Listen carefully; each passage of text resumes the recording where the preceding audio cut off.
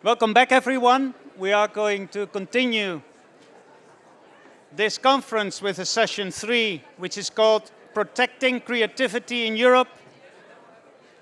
The voices of cultural and creative sectors in Europe. So we will hear testimonies of real artists.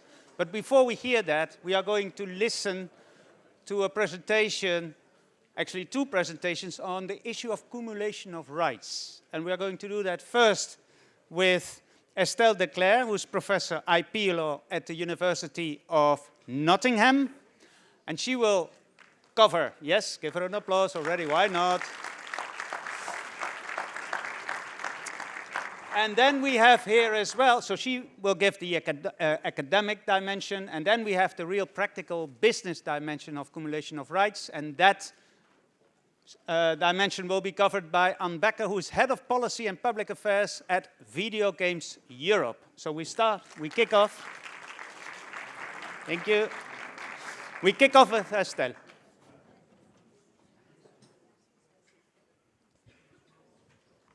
Thank you very much, Harry, and thank you to Harry and Veronica and all the organizers here at EUIPO. It's great to be here at this fantastic conference, although it's quite a challenge after this nice performance before, and we hopefully are going to do a good job here as well. So my job here is to talk about intellectual property overlaps. So give you a very brief overview, a little bit of a challenge in 7 minutes, but I'll try my best. I've given you a few examples of decisions from the Court of Justice and the EUIPO boards as well, by the way. And what I will do today is talk about the academics, the law about intellectual property rights, overlaps, or overlapping IP rights, or cumulation of IP rights, as we can say as well, just to remind the audience, but I'm sure you're all very acquainted with this, and then give you some examples after that. So overlaps, of course, can happen in relation to all intellectual property rights, yeah, but they also can be cumulated with other types of parallel actions, such as unfair competition law or confidential information.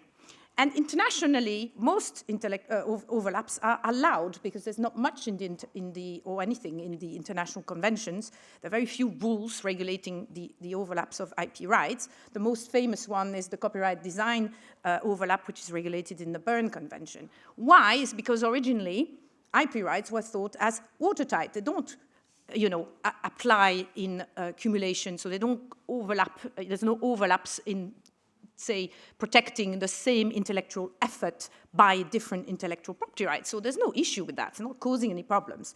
I don't have the time to give you loads of all the reasons why we have overlaps, because my time is short, but I want to talk about the fact that in some situations there can be problems.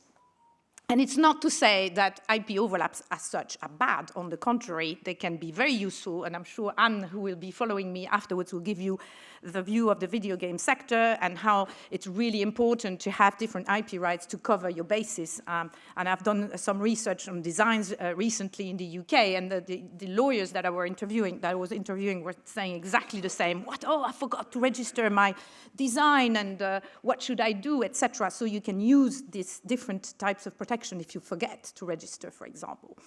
So there are basically 3 types of overlaps. The content overlap, of course, is the one I just talked about, is that you have an intellectual effort and it can be protected, for example, by copyright, a design, or a trademark. Best example, a logo, right? The level overlap is that, of course, we are here in the EU, and I'm Belgian, I'm from the University of Nottingham, but I'm still a proud Belgian. We have EU rights, yes, and national rights. So we have design, trademarks, in the EUIPO, at EU level, trademark and EU regulation, trademark regulation, and the design regulation, but you can accumulate this with a national trademark or national design. And we can have a mixture of the 2 overlaps, content and level, so you can have double, triple overlaps at different types. So within these content overlaps, you have 3 types of overlaps. In terms of time, you can accumulate at the same time, so you have a trademark and a design and a copyright at the same time on one logo, in my example. Something that I coined negative in the sense you can't get a copyright while you get a trademark instead, and vice versa.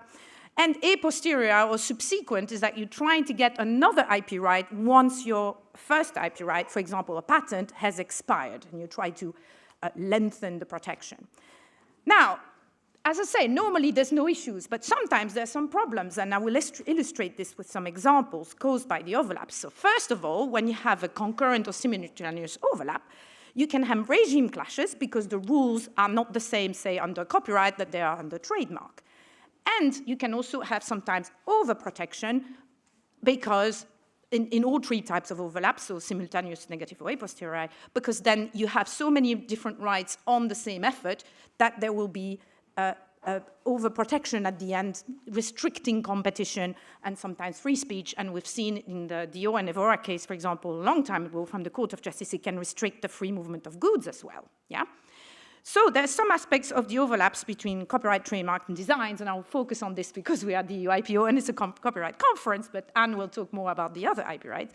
They're all regulated by EU law, and we have this legislation, which I will not read in detail to you, but I'm sure you're aware of, is mainly the trademark directive and regulation have the same rules. Here I've put 4.1e of the trademark directive, but it's exactly the same in 7.1e of the trademark regulation, that you cannot register, even if the signs are distinctive, signs which are exclusively consisting of the shape or another characteristic which results from the nature of the goods themselves, or of goods which is necessary to obtain a technical result, and finally, which gives substantial value to the goods, because you're trying to basically not have a trademark on something which should be protected not by any IP right. That's the first indent. The second indent is that's what patents does. Yeah, and the third one, that's what design or copyright should be doing, right? So you're trying to separate the rights. And it's reflected as well in the design framework, because in Article 7.1 of the Design Directive and in the corresponding article in the EU Design Regulation, it says that the design shall not subsist in features of appearance of a product which are solely dictated by the technical function, because this is for patents to protect these features. And we have it also in copyright law. Right? We have the idea expression dichotomy. And also the case law of the Court of Justice on originality in relation to copyright law says that you cannot protect functional features that's solely dictated by function. We had that in the football data co case, and also in the Brompton case, which deals with this foldable bike. And I'm very proud to say that the judge in the first instance court in Liège did a really good decision on remand on this, basically following the Court of Justice on this point. So this is great. We have this framework which deals with excluded subject matter. But then you go on and you look at the other aspects of the rights, and you have very little that's harmonized at EU level in relation to authorship and ownership. So you can have clashes there because it's mainly national law that deals with this. You have a little bit in the design, the design framework, the legal instruments at EU level, but very little. We have some convergence on the rights, but very little as well, because obviously when you have copyrights, it's a no copying, anti-copying right. So you have to prove copying. Same for the unregistered design right. But as you well know, for patents, for registered design rights, and for trademarks, you don't need to prove copying. So there's already a divergence there, which can create regime clashes. And for the infringement test, same thing. I will explain that when I give my example.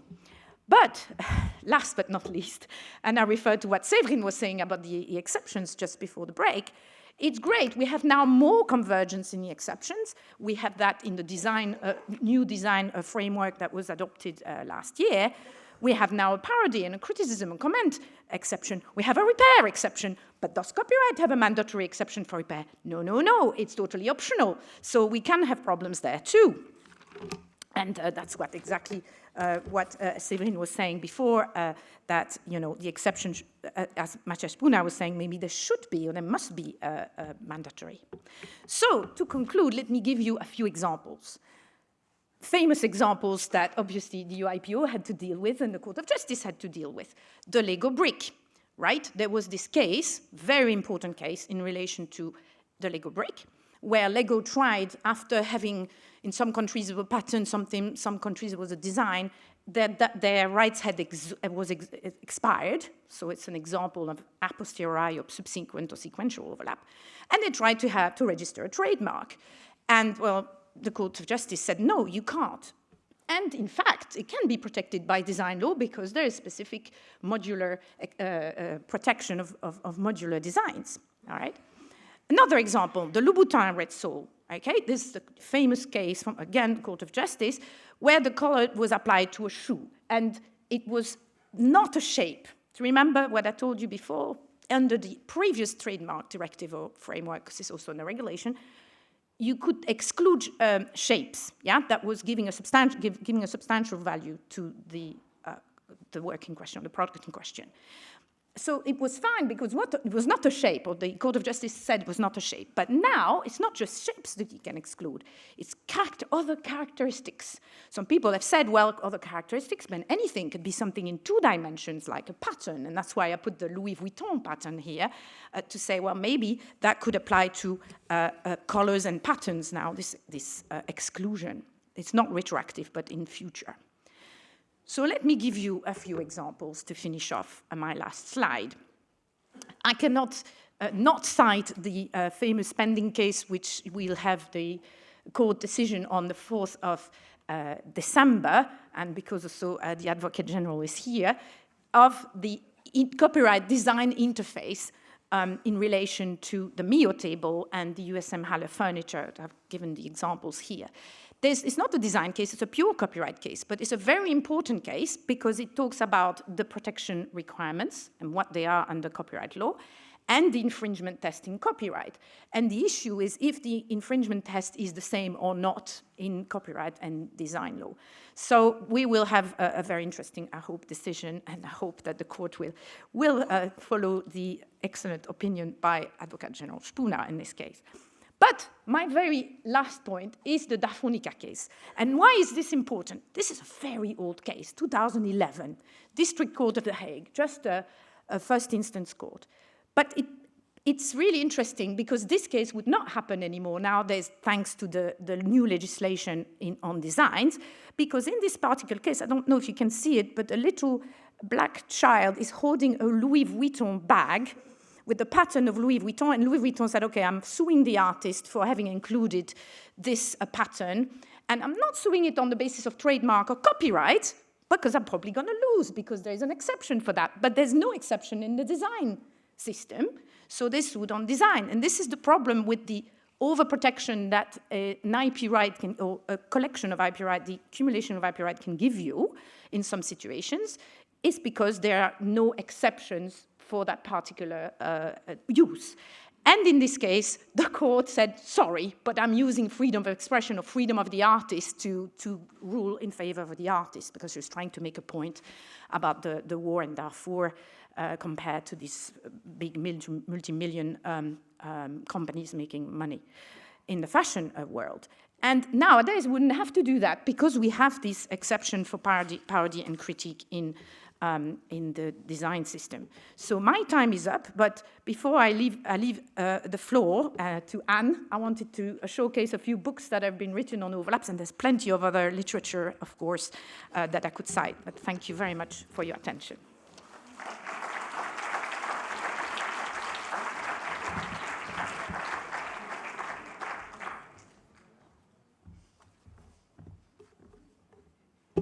Hello.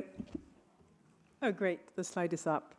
So, thank you, first of all, to the EUIPO for this invitation, and I'm delighted to be here on behalf of Video Games Europe to talk about how the video games sector leverages IP rights. And thank you, Estelle, for, I did learn stuff from your presentation. I'm not an IP lawyer, so this is very instructive for me. So perhaps just very first, a little bit about Video Games Europe. So Video Games Europe is the trade association based in Brussels. So we represent the video game industry. Our membership is composed of national trade associations across Europe. And we also have the direct membership of some of the leading European and international video game companies. So Estelle talked about overlapping IP rights, and I will more focus on how video games engages multiple regimes simultaneously. So just a little bit of insight first where we are in Europe in terms of industry. So in Europe today, we have about 6,000 studios. supporting some 116 jobs. And some of the most played games across the world, they are made in Europe. So we have enormous talent and skills in Europe when it comes to game development. Sometimes the perception is that video games are just for kids. Today, around 50% of the European population, they play games. And among the player base, actually 75% are over 18 years. So that is just a little bit to set that myth straight. In terms of market sales in Europe in 2024, this represented 26.7 billion euros. And today, 90% of the sales are digital. So the entire economic model of video games, they depend on IP rights. So it's to secure the investment, it's to incentivize the innovation, and it's to protect that immense creative and technical commercial value that are embodied in modern games. So investors and game publishers, they will only commit the capital needed for game development if they can rely on the IP law to secure the exclusive rights in the resulting works, to protect the trade secrets and proprietary engines, and enable licensing deals, co-production agreements, and technology transfer. So when a video game studio invests 100 million euros or more in a new title involving several years of work to develop that game, they are really betting on enforceable IP that will ensure that return on investment. And without that, the innovation would wither. So video games are complex creative ecosystems. They're combining art, story, music, software, and technology, and they bring together many different kinds of intellectual output. So this was confirmed in 2014 by the European Court of Justice in a landmark EU case law on technological protection measures. It was the Nintendo PC box case. And here the court confirmed in this case that video games, they constitute composite works combining software and other creative elements that enjoy copyright protection beyond the software directive. Of course, here the court also established that robust TPMs, they are lawful where proportionate to prevent infringement, and that really marks a pivotal affirmation of the multi-dimensional IP protection that underpins Europe's video game industry.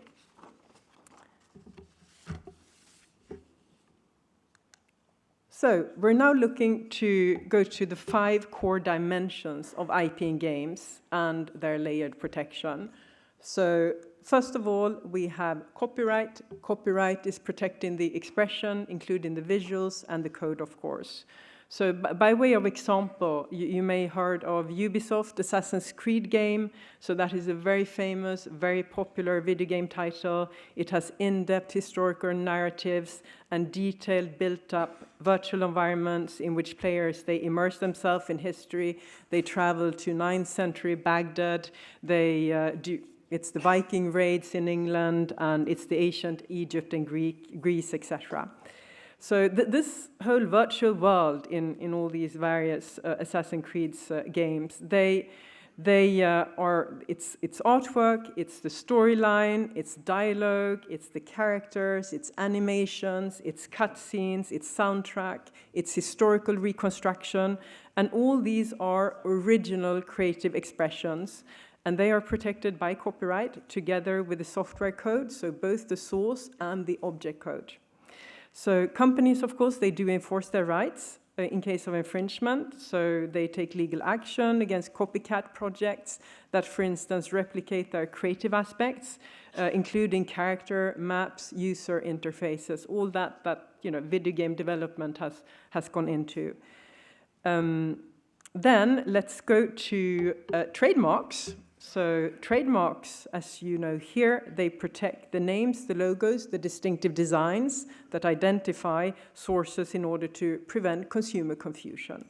So some very well-knowns that you may have heard of, and this is non-exhaustive: Fortnite Battle Royale, PlayStation, Just Dance, Pokemon. These are just some examples. So trademarks also include recognizable characters that function as brand icons. And trademarks, they're really important for extending the brand beyond the games. So, for example, there are many famous games that have been adapted to films. Perhaps some of you earlier this year, you went to see the Minecraft movie. And that is based, of course, of the IP of the Mojang studio in Sweden, that is the developer of Minecraft. But games are also adopted to novels, and all these, they rely on the trademark licensing to extend the brand beyond the game. Also very important for everything around marketing and sales. So here the video game company, as the brand owner, they ensure that they can market official games, merchandise, films, theme park attractions, etc., under the trademarked name and logo. But it's also key to prevent brand illusion and fake products, and to ensure that there is consumer trust in that brand. That is has a reputational importance. And that's also particularly important for hardware and accessories to be able to enforce against the fakes that are on the market. So patents, so protecting the technological innovation. So they protect the functional and the technical side of video games. So the video game, for instance, the gameplay system, the virtual reality mechanics, the controller tech, the anti-cheat technologies, very important in order to ensure fair play, the haptic feedback systems, and networking algorithms. So you have, for example, patents for motion control technology, for controller designs, for replay systems that allow, for instance, players to watch matches from multiple perspectives, and cross-platform networking. So patents, they do safeguard that innovation and encourage that continued R&D investment, which is constant in video game development. Now, design rights. So design rights are really interesting for the video game sector, and was also mentioned by Estelle, because the law was recently updated to take into account the digital environments. So now you have the inclusion of graphic user interfaces, animations, non-physical forms of designs, and that means that game interfaces, menu system, animated transitions, in-game console user interfaces, and related hardware and software crossovers, they may now fall more clearly under design rights, under this protection, as opposed to only copyright or trademark protection. And this opens up an additional layer of protection strategy as well. So the EU's dual system, registered and unregistered design, is especially suited to games where you have both long-term franchises and short-lived seasonal items such as avatars, weapons, various in-game content. And these may be available just for weeks, for instance. Now, the last one, and that is trade secrets. So trade secrets, they cover the confidential business information and technical information. And that is, for instance, unreleased content, proprietary development tools, release schedules. So trade secrets, they protect what cannot or should not be publicly disclosed, but still holds that creative or economic value. So typically, a game company could enforce the NDAs to prevent leaks of unreleased content.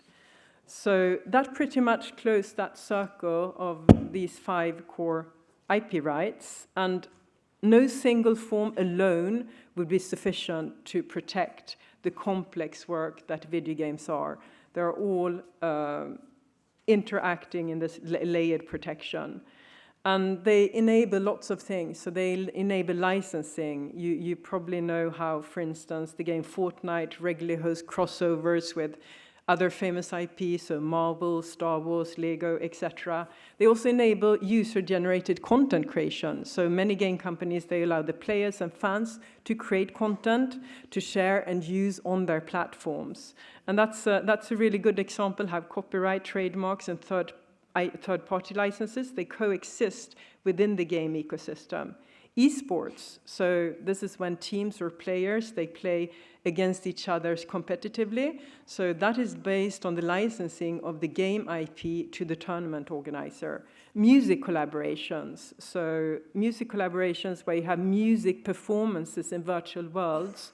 I think during the COVID lockdown, one that got specific attention was the Travis Scott performance, musical performance in the Fortnite virtual environment. So it's all these layered IP protections that support this broader ecosystem and encourage the risk-taking and the investment. And that gives the confidence to the developers that their ideas and technology cannot be copied. So to conclude, I'll just put here our manifesto. That's called More Than a Game. Of course, IP is one of the absolute cornerstones for our industry. It demonstrates that IP is not red tape. It's for our industry. It's really the engine that enables this creation, and all these, of course, need to have their legal protection to thrive. So to end, yesterday on LinkedIn, I saw this job advert. I'm very happy in my job, so I didn't look at it for that. But I saw this job advert for a video game company to join their legal teams, and I'm not a lawyer, so. I think one of the selling points for this ad was quite telling. It said, "Come and work for an industry where IP is everywhere." So with that, I'm sorry for having gone over. Thank you.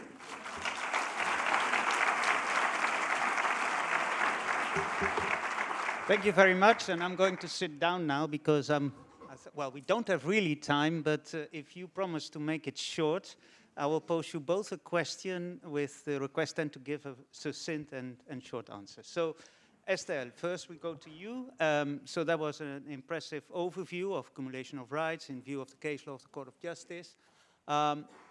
Looking forward, what is the main trend that you see in the doctrines, in the case law, about the concept accumulation of rights, of IP rights? Well, I'm not sure if I see a trend, but I think I would like to see a trend. And your colleague, I think it's Andrea Di Carlo, was saying, what's my wish list for Christmas? Yep. So I think there should be more harmonization in relation to especially the exceptions, because you've done well in the design, or the EU Commission and the institutions have done well in trying to do that, but it's not perfect, as I was mentioning, the repair exception for copyright. So I would say more harmonization, but I think because we're in the EU IPO, I think you guys are doing a fantastic job, and I've not been paid to say that. It's great, no, because you're doing several things. You have different arrows to your bow. So you've got the observatory, now the Knowledge Copyright Center, education, having the training for the judges, the symposium for the judges, because at the end of the day, and of course as a judge, because you are judging these cases, especially in trademarks and design.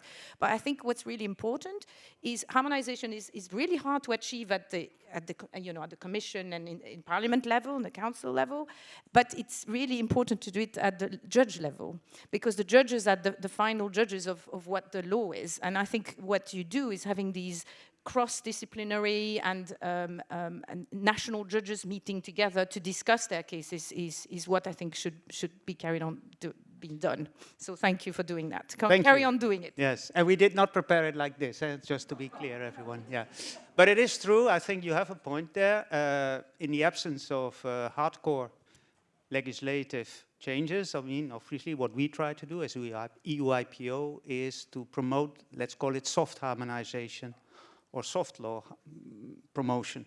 So that is what we are doing. So thanks for that answer. Then we go to Anne. Well, that was quite an impressive overview. I would say fantastic material for teaching introduction of IP law. You can take your example, actually, and everyone gets excited about IP law.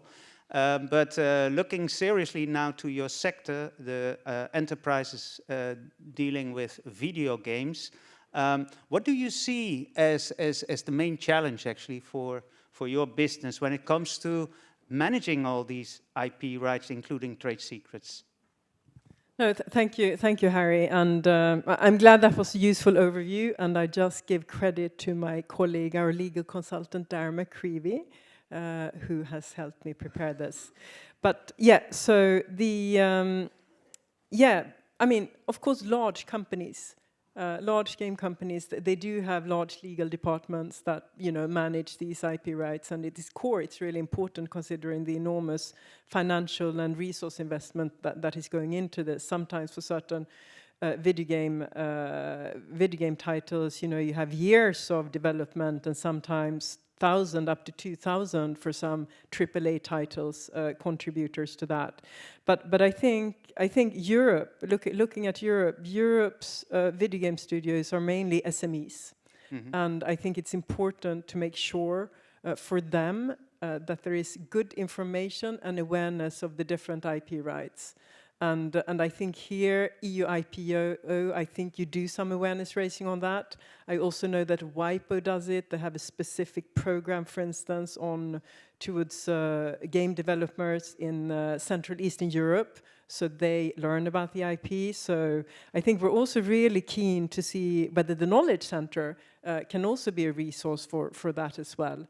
And I would like to congratulate the EUPO for that resource, and I'm really keen to look into that. One point that is really important for the industry, and we love the EU IPO IP Intensive Industries report. That is really important because I think that very nicely shows all that value of IP that is created in the IP intensive industries. And for the video game sector, we are lacking some really good data on that, and that is of course due to complicated NACE codes. Okay. So I'll end there. So that's, you ask a question, you get a complete list of homework with you. So, but okay, we are actually, the slogan that we have is inform, engage, and explore. So that fits very well. Okay, thank you very much, Estelle. And all right, and then we move to the next part of this session, and now finally we're going to hear the testimonies of the creative industries. Can we invite the artists actually to take their seat here? And in the meantime, I can ask David. David, how is it going?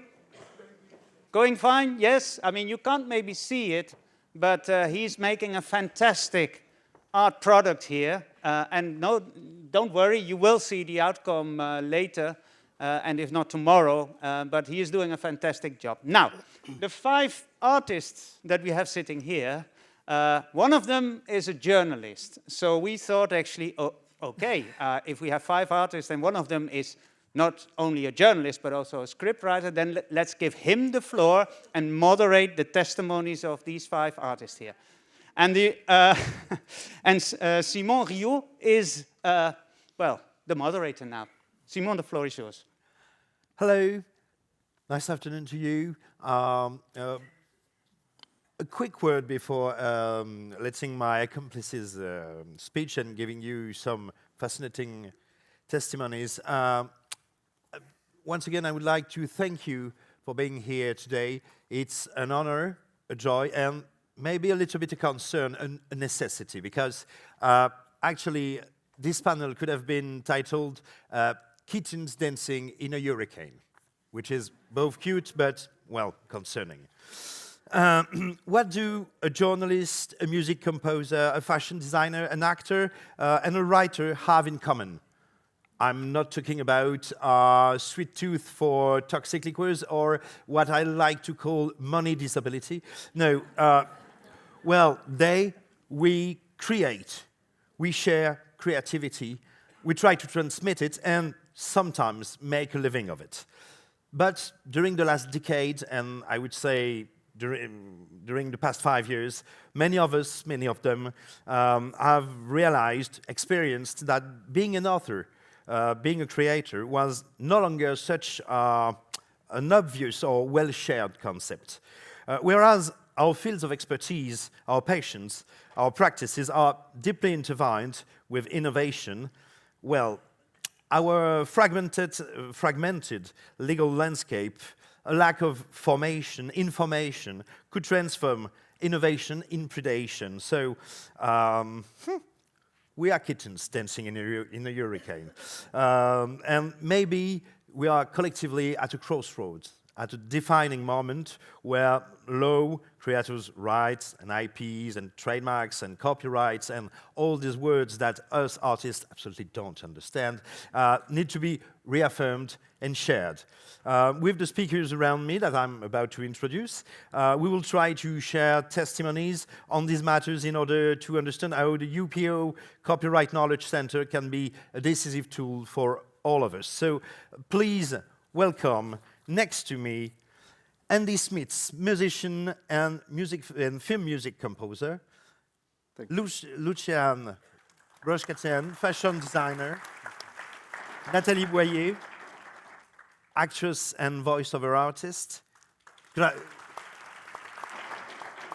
and Grażyna Plebanek, novelist and screenwriter.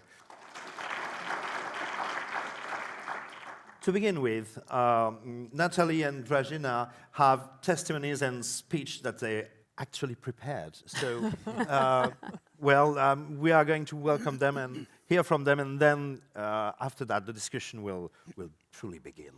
Valerie, do you want to start? Okay, thank you.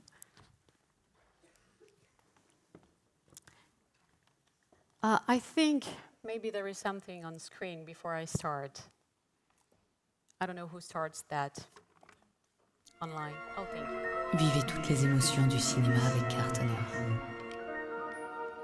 Et si vous envisagiez l'avenir en grand, non pas à l'échelle d'un pays, mais à l'échelle de l'humanité, êtes-vous prêt à nous rejoindre? UNICEF, pour chaque enfant. You can touch me, but you cannot feel me. I am more than you know, because I choose who I am. Rogier. Visuel. Visuel, bordel. Je suis au musée d'Orsay. Ça l'éclate? Tu m'en voudras pas, mais j'ai pas le temps de te faire des photos. Avec elle, c'est pas pareil. C'est pas pareil. Vous me t'écoutez. Vous êtes là pour me défendre d'abord. J'aurais aimé avoir le choix de ne pas le faire. Rendez-vous demain dans mon bureau. Tu crois que je m'amuse? Tu crois que je suis contente de tous mes sacrifices pour n'avoir aucune reconnaissance? Mais qu'est-ce que tu crois qu'il dirait si ton père il était là? S'il découvre ce que vous faites à la rapine, on est tous fichus. And do not believe it's all appearance. Because when you're popular in France, it's exactly as if you're in the White House. People follow you. Shall we begin?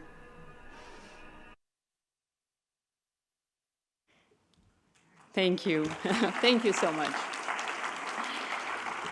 How much do you think I was paid for all that, and how long it took me to get there? Good afternoon, everyone. First of all, I'm so grateful, really, to the EUIPO for this invitation, not only to speak for myself, but to give a voice to many others in our field, and to share my testimony on how our neighboring rights are essential to my profession. So it really warms my heart to see us all gathered here, passionate about subject, and committed to protecting what keeps culture alive in Europe. My life, my work, my choices all stand for one idea. Actors are not the decoration of culture. They are its foundation. I've heard that our creative landscape changes. And when reality changes, the law should follow.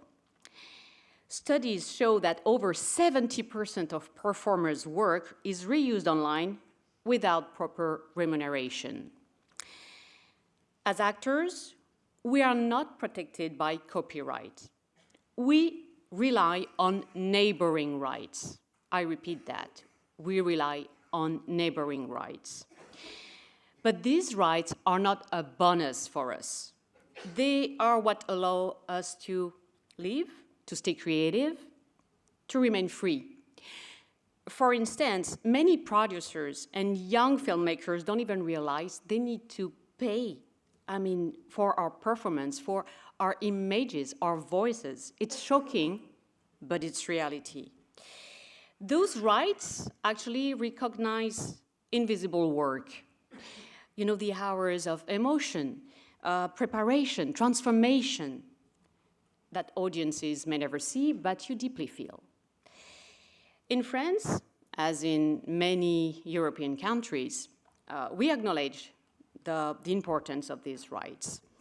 The system is not perfect, but it does exist.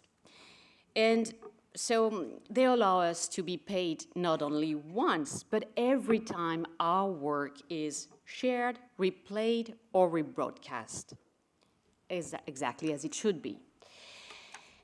Let me give you a simple comparison. When I perform on stage in a theater, if people come to see me 3 times, they will pay 3 times the ticket to see the play. It's the same on TV. I get a paycheck when I'm on TV. So why should it be different on a streaming platform? When a film, a series, a commercial is watched again and again, shouldn't the performer receive what is fair? So this is what neighboring rights are supposed to guarantee. But the value of a performance does not vanish when the camera stops rolling. I have to address a harsh truth. There is a huge power imbalance in our industry. Most actors don't negotiate contracts, even with legal training. I'm a PhD in law. I've been an attorney. Do you think I'm negotiating my rights? No. Why? Because when you finally get a part, get a role, a voiceover, you are so happy to be chosen. It demands so much time and efforts to get there. Lucky you if your agent negotiates your rights a little bit. Most of the time it doesn't happen this way. And if you start to say, but there are TV, I will be, here and there. Oh, there are 5,000 actors or voices over behind you who will say yes to the part. So you don't negotiate your rights most of the time. You accept the condition because you want to work. So don't believe that imbalance doesn't vanish with talent. No, it disappears only with laws, structures, and collective action. That being said, we have organized ourselves through collective management organizations so we can demand better protection. In France, the oldest such organization is the Abadía, in which I'm deeply involved. So we lead efforts to protect performers' rights, okay? And today, clearly the Abadía's priority is clear, ensuring that major platforms, Amazon, Netflix, Disney+, respect neighboring rights and pay fairly. But this cannot remain only, national. What we demand in France must be echoed across Europe, of course. We need a European framework that guarantees fairness, respect, and compensation. This digital shift is not the only challenge. AI, of course, is another frontier. Our image, our voice, our likeness can be now captured, replicated, modified, sometimes without our consent, often without our knowledge, and almost always without any compensation. So how can we recover what is taken? In my opinion, the first contract must include protection against these uses, because our voice, our identity is not a data you can sell. They are ourselves. And let's put it this way, if we are not careful, the next generation of actors may find their voices or even their clones before even they start. I'm sure, and we can discuss about that, I'm sure you have heard about Tilly Norwood, the AI-generated actress. No wages, no union, no rights. Recently, Matthew McConaughey and Michael Caine, let me say that again, we adore Matthew McConaughey and Michael Caine. They have licensed their voices at 11 Lab. I don't blame that. Happy for them. But they are established actors. What about others? I mean, we need to work for everyone, to protect every performer, so not just a few, of course. So to conclude, I mean, these rights are not just about money. Don't get me wrong. It's very important. It matters. But they are about justice, dignity, and about preserving the creative spirit that shapes, of course, Europe. So when artists are paid fairly, they can stay free to choose, free to explore, free to create. Neighboring rights are a vital tool to protect that freedom. So if we, artists, creators, performers, unite, we can shape the future. We can demand a Europe that respects not just creation, but those who perform.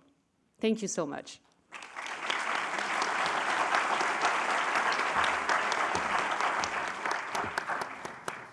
Thank you, Nathalie. We will be now hearing Grażyna Plebanek.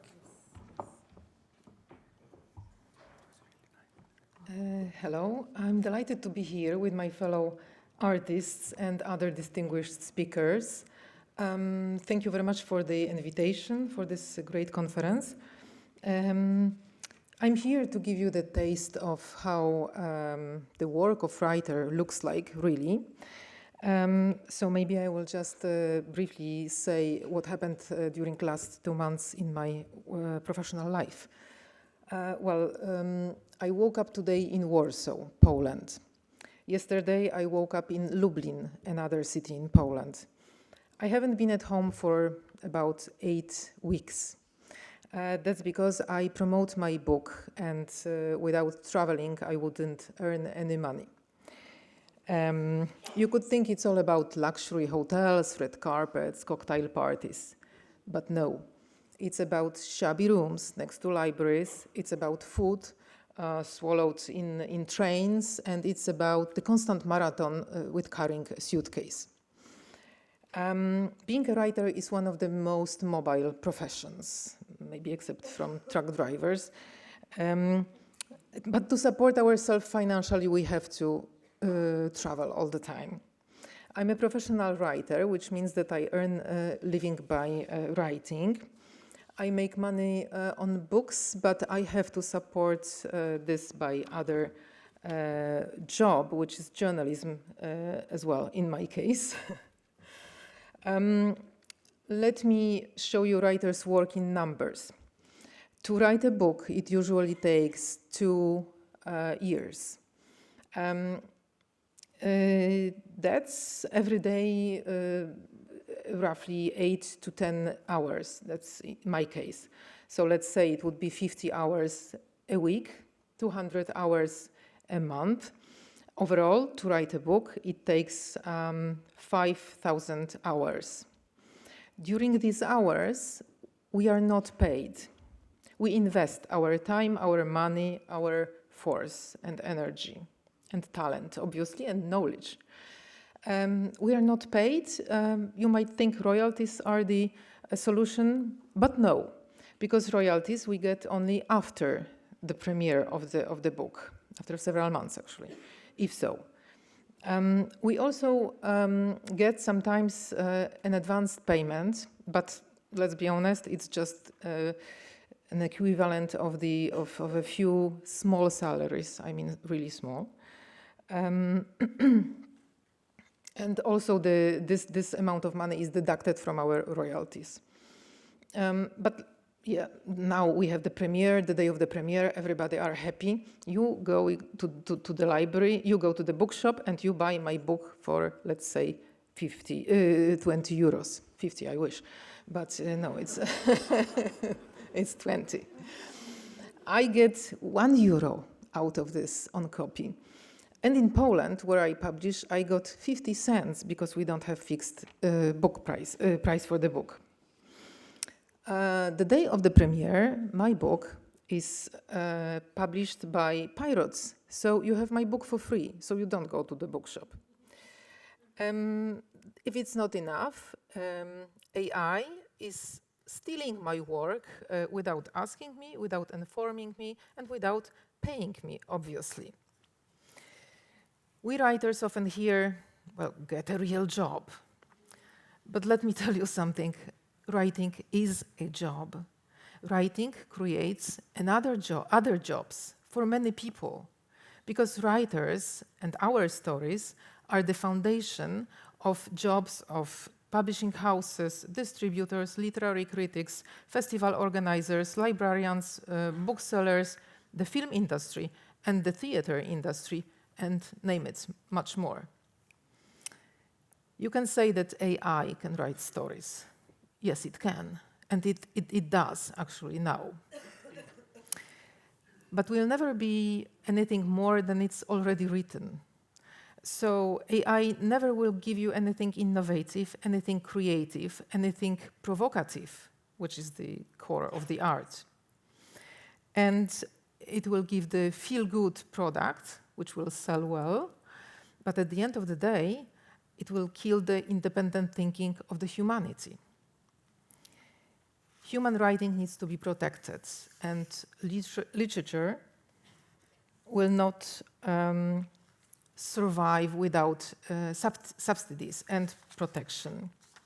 Without culture, we people won't survive.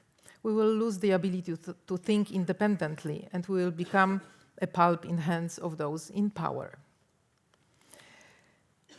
Literature is not a hobby. It's a job that creates other jobs. It's not a burden, it's an investment. So now to the conclusion.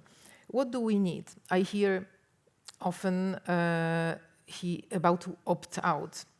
As a president of the European Writers' Council, I have to say that for us writers, it's not an option. We opt for opt-in. This is the possibility for us, and this is consistent with European values. Second, we need better law enforcement, because even though there is a law protecting copyright, the burden of proving that our job is stolen is on us, which means that I have to find it, I have to prove it, and I have to hire a lawyer for money, which I don't have. Piracy must be fought by fewer exceptions to laws protecting writers, because every exception means less remuneration for writers. And for every use of our work, we need to be remunerated. And the last one, we need to defend cultural diversity, because Europe is about that, about cultural diversity. AI models train mostly large languages, Spanish, French, German, English. I come from Poland, which is a great big country, but sorry for this, with a small language. So smaller languages will suffer, and we need subsidies for this. It's not only about the translation, it's also about writers' mobility, so that we can easier travel in Europe. And we need to make it easier regarding taxes, social conditions, and social security. Thank you very much.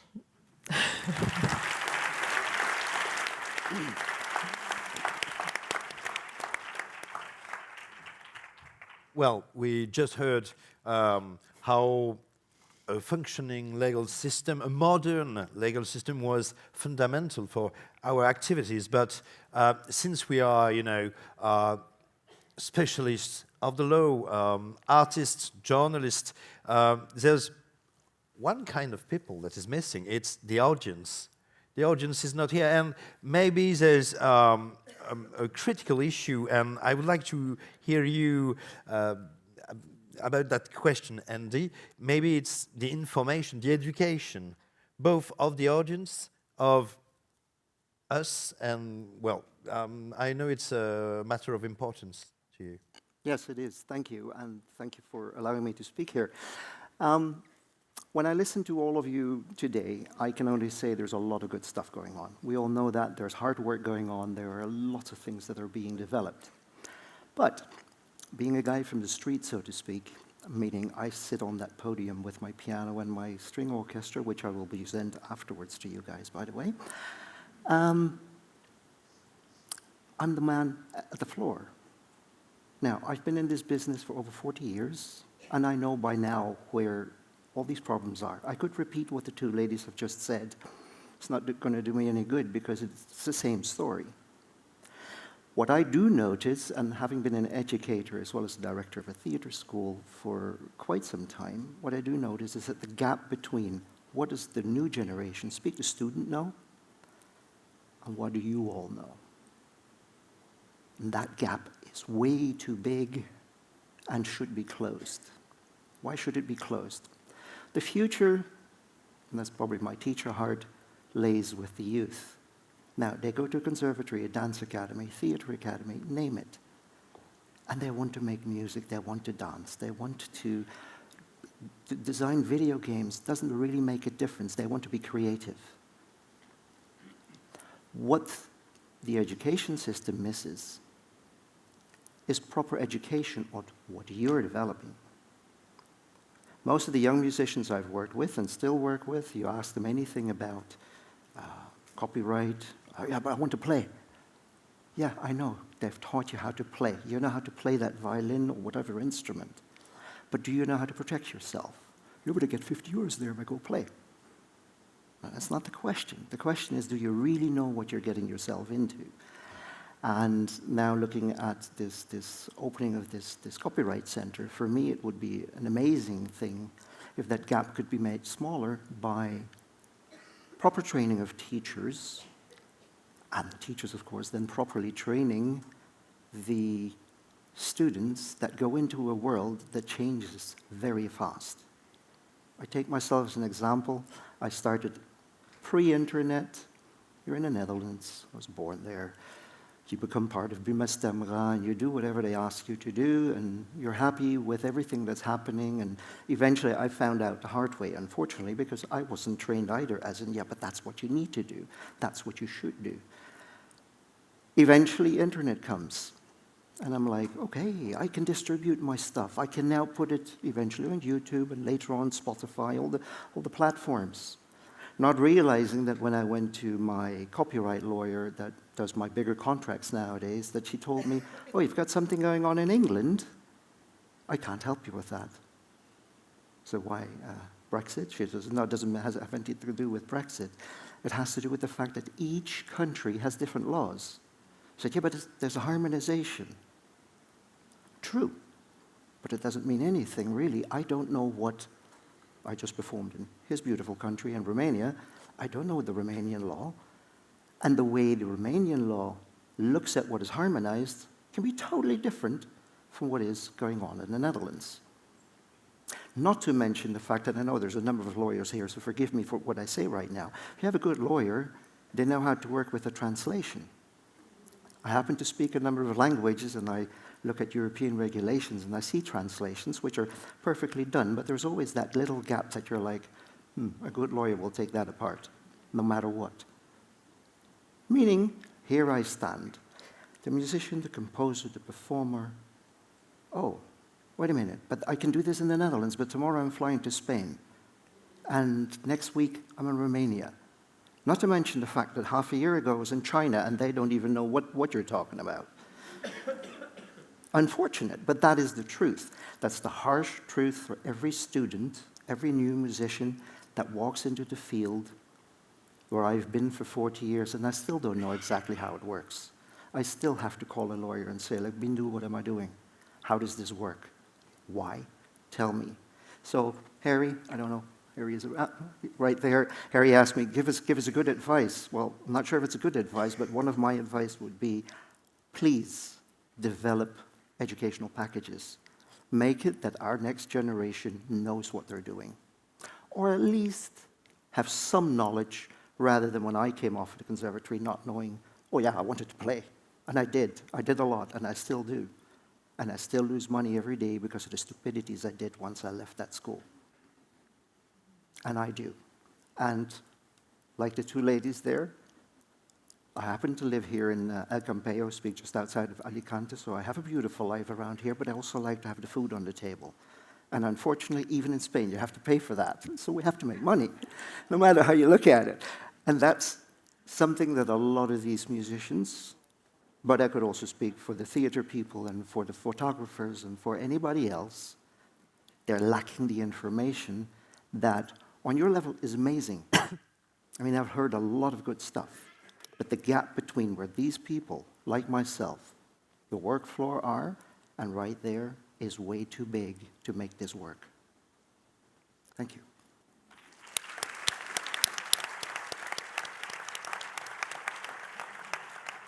Since I'm both moderator and speaker, I would like to add something. Because what you just said remind me, I think we have also a very big issue, very big problem with the general audience. When I began working as a journalist 15 years ago, YouTube was becoming something. And after a few years, I heard many content creators, saying on their channels, "Oh, dear audience, it's terrible. I can't earn money with my video because of content holders, because of that scene of a movie that I'm putting in my video, extra, extra." And for years, we have let content creators, who are creators also, let people believe that copyright right holders were kind of parasites, that they were a problem, that they were restraining creativity. And that kind of speech, now in the time of AI, is becoming quite a problem. And for a few months, I'm reading, I'm hearing, people, moviegoers in my field, saying, well, at least with AI, we will get rid, of all those people who are earning tons of money with their rights, and I think collectively that will be an issue that we will have to address also. Now for something completely different. Lucian, I wanted to ask you, because I have to confess, I'm quite ignorant about fashion, and you're a fashion designer. So I was very curious to hear you about what can you tell us? What are your issues, your problematics concerning, copyright and your field? Thank you for having me. It's such a great honor to be here, and I want to start with two contexts. The first one, stating the fact that when I sent my 80 slides presentation to Veronique, because I'm a visual person, she said, try to communicate verbally and advocate for your industries without referring to the kaleidoscope of ideas. So I will refer to two metaphors which involve you, the audience, and I would like to start with the brilliant artist David Lewis, who is engaging not only with us but with you, and it's a visual metaphor of what you stand for and what we are standing for, because it's like a thinking process. It is under construction. He's just doing the navy hue of my coat, and it being under construction is like a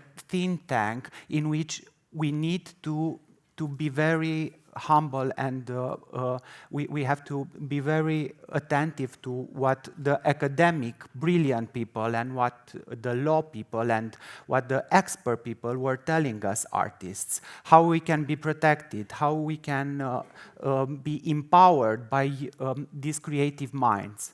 And the second was an audio metaphor, and I'm referring to the gospel choir and the brilliant singer who was a member of the audience, and then in such a beautiful and distinctive and profound way engaged us all in what was a kind of manifesto.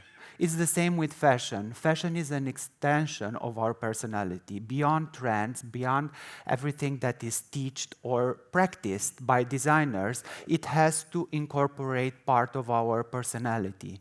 And it's the same with the artists that I was mentioning, and with the whole panel, that context is everything. And through IP and through copyright, we have the great chance of shaping not only what is happening today, but also fostering the future. when I say all these things, I'm referring to my more than 20 years of experience with 3 main jobs. That of a fashion designer, from 2020 to the fashion director of the University of Art and Design. And the third one is curator at Romanian Creative Week and more specifically Romanian Fashion Week. And from all these 3 perspectives, I came to the conclusion that it has to start always from education. It was so enlightening what the academics were telling us from the world of economics, from the world of law, from the world of IP. And what I want to propose, the UIPO, new kind of research knowledge copyright center, is to make a fashion, but not only fashion, a copyright manifesto, which can be taught within not only BA and MA, but also in other universities. And it would involve all your creative input. And let's think about a kind of think tank in which we can enforce the fact that, and we can underline the fact that all the problems that were addressed today are not only concerning fashion, arts, creative industries, but are concerning the whole ecosystem, which can be a seminal projection of the future. And then another thing that I would like to add is that besides all these topics, in education, we really have the chance to prepare the next generation, in my case of designers, in your case of future experts. And within that framework, we have to think of a very distinctive, responsible, and self-aware mindsets or set of mindsets that can really push forward not only what has been happening, for example, in sustainability. A lot of people speak about sustainable fashion, but a lot of people are doing greenwashing. I'm not referring to that category which uses the framework or the word just to do horrible things. I'm referring to the ones who are really incorporating in their design values what they stand for. And it's the same about copyright, and it's the same about IP. We really need to comprehend how we can shift the system, and now through digital platforms, to everything that's happening with the emergence of AI.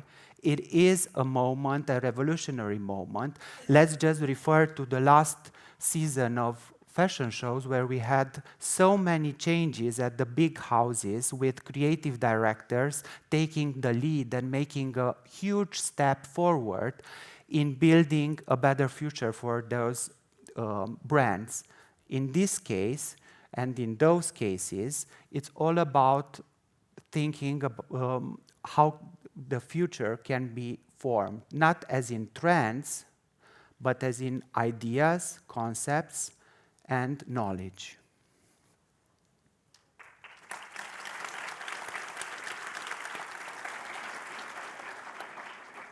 Harry, I believe we have a closing statement.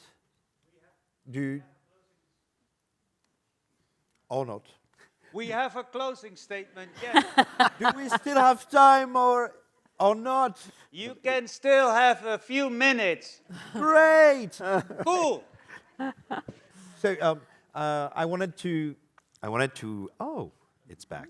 I wanted to add something and ask you, all of you, if you feel the same. What struck me the last few months, if we are being honest, we have problems in our respective fields as writers, as comedians, fashion designer, musicians, writer slash journalist slash failed comedian. We all have been ignorant or not very good at claiming our rights. But what is happening right now with AI, notably, is an acceleration. And the problem with that acceleration, I do believe, is that our temporalities between between the legal landscape and the creative, the artistic landscapes, is that it will be very much faster to destroy us and to blow us away than to recreate us. I mean, I think the first issue and our first threat, and I'd like to hear a little bit of you on that, is the time. We are running out of time. Or not. I don't know. If I may? Yeah. Basically, looking at the music world, because that's my world that I can speak about, we've had similar issues happening like that. If you go back, gosh, in the 1920s, you had big bands for many reasons, but one basic reason was the fact that big ones left because jukeboxes were invented and amplification was invented, meaning you can have smaller groups. Somewhere along the line, what are we talking about, 70s, synthesizer, Mr. Moog had developed something that was a whole room eventually. We had a nice keyboard, DX7, Yamaha, perfect thing, replacing violinists, trumpet players, etc., etc. You would mix them with real instruments. You could have your orchestra mostly done in musical performances, for instance. So we've seen the trend always, and you know, whether it's photography replacing what the artist did, as in, I want my portrait painted, then the artist all of a sudden developed, as a positive side, okay, we are now painting artists and we can do something else than always because Johnny wants his wife to be painted, etc., etc. In that respect, I think AI has, although a very small one in my respect, a positive side as well. I mean, let's face it, lots of our students, kids, young kids, they're quasi-born with a telephone in their hand. I'm afraid I have to say it that way. We as adults do the same. Oftentimes we're constantly with that thing. And if you look at it, in Korea, for instance, there is a completely AI banned. The advantage, yeah, everybody can talk to them. They do make use of human voices, by the way, voiceovers in this respect. But, so there is a market that is redeveloped and that pushes music into a different direction, in a tempo that nobody can keep up with, because that's the problem. Everything goes faster, but that goes for everything. The world goes so fast at the moment, also in the art world. So there is positiveness to it, but you have to watch that the negative side doesn't take over, which is different, in my humble opinion, from, for instance, the amplification that was invented, and thus we could have smaller groups performing in dance halls way back then. Is it a threat that it goes fast? Yes. Do we have to watch? Yes. Are we behind? Always. And I don't think you can ever catch up with it, because it's like, and it's a comment out of the police world, as the police says, you have to be a real good thief in order to understand what the thief is going to do next. Mm-hmm. Yeah. Same goes for everything that we do in art. Unfortunately, but I think that's the truth. Mm. I just want to say that listening to you all, I think we need really a long-term responsible thinking about artists, that we are not a hobbyist. We really create something which is the wealth richness of Europe. And we, as I said, create jobs. And the world, as you said, is really spinning up right now. And when I look at people right now, everybody are in phones. So already our brains are colonized. But if we do not have, let's say, European content in it, really pure European, then we will be just colonized by other powers, and that's scary. I mean, really scary, maybe not for us because we still can read, our generation, but the generation of our kids and our grandkids, that this will be probably the end of reading and creating in Europe if we will not protect us artists. I don't think we are running out of time. I think it's the perfect time to renegotiate, actually, because that sort of appeal, you know, with AI, that massive information about AI today, everybody talks about it. That's the perfect time. It's better to be protected than not being protected. It's never too late. So actually, I feel confident about our future, but that's why we are here, to work on it and together and to build that huge framework in Europe and in the rest of the world for us. So I think it's the perfect time. Well, when you asked that, I thought about a quote from Tennessee Williams, which says, "Time is the longest distance between places."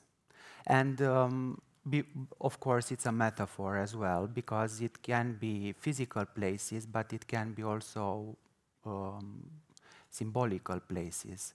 And for fashion, it's not I'm not talking about now the brand, but the fact that I'm wearing a Japanese designer. I was talking with persons from the Belgian school, and I was talking about the Belgian school of thought today, and the Japanese school, and the Scandinavian school.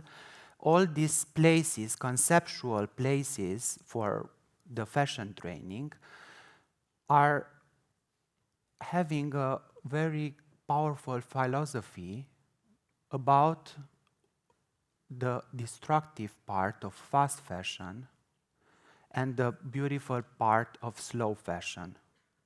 And of course, slow fashion can be thought only by comprehending the fact that we are really running out of time, in the sense that we are not protecting the creative and ecosystems.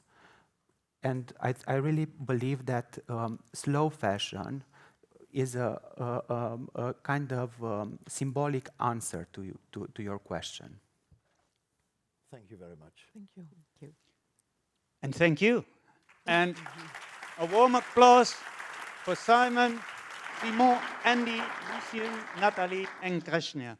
Thank you. Thank you. Thank you. And of course, you gave us some homework as well, but that's okay. I mean, that's why we exist, of course. Thank you very much. And indeed, we have come now to the end of this conference, and we have a closing statement from Maravillas, Abadía, Jover, and she is member of the European Parliament. Maravillas.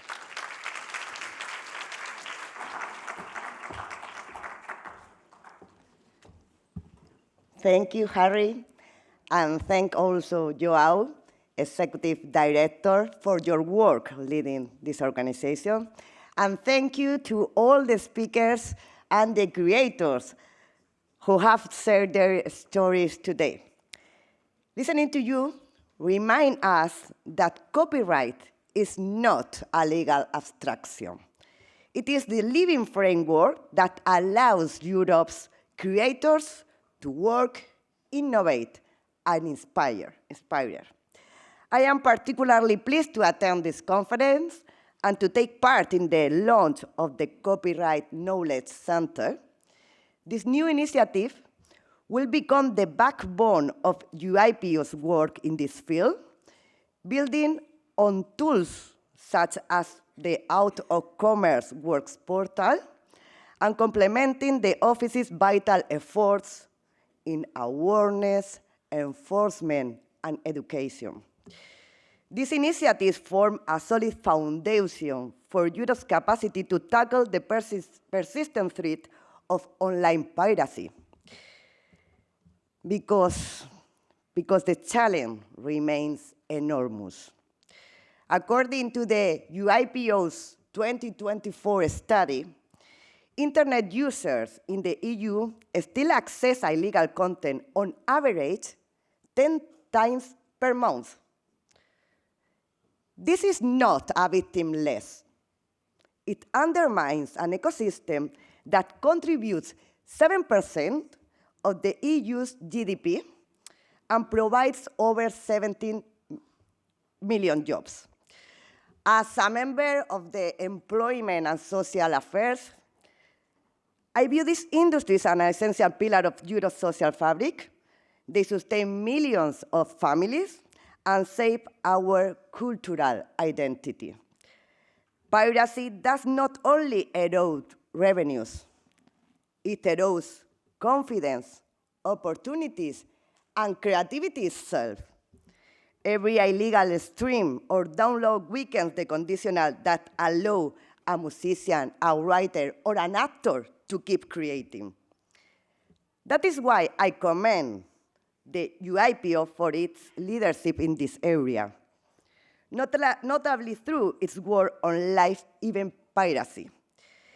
The creation of a specialized network of national authorities following the Commission 2023 recommendation, whose conclusions are about to be released, shows the kind of practical cooperation we need.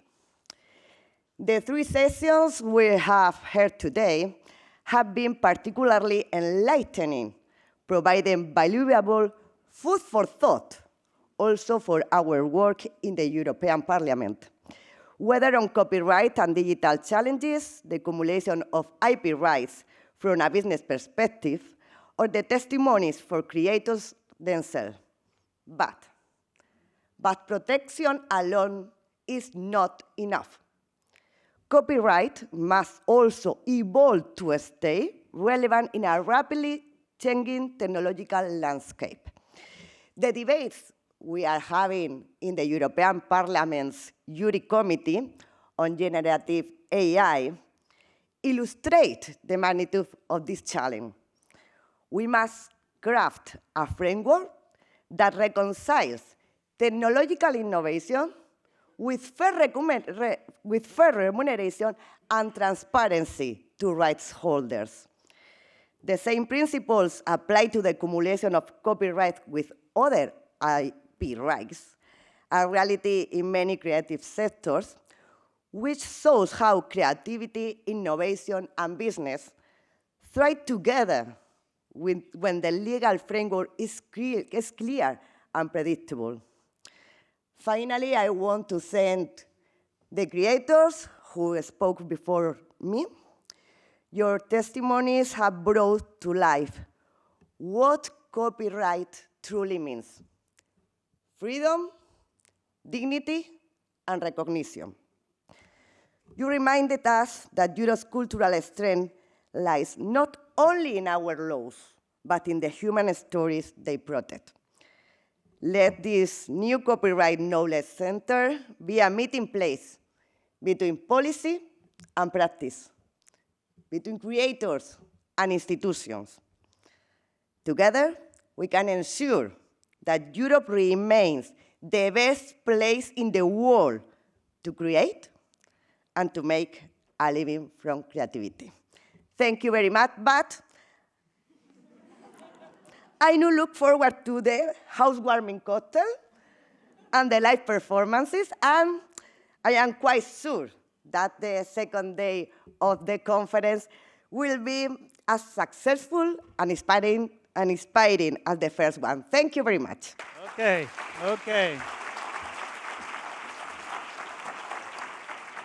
Thank you, Maravillas. Well, we have come to the close of the first day. I first now look into the camera to those who follow us today online, and you know what? I understand there have been more than 1,000 people following this conference live, actually.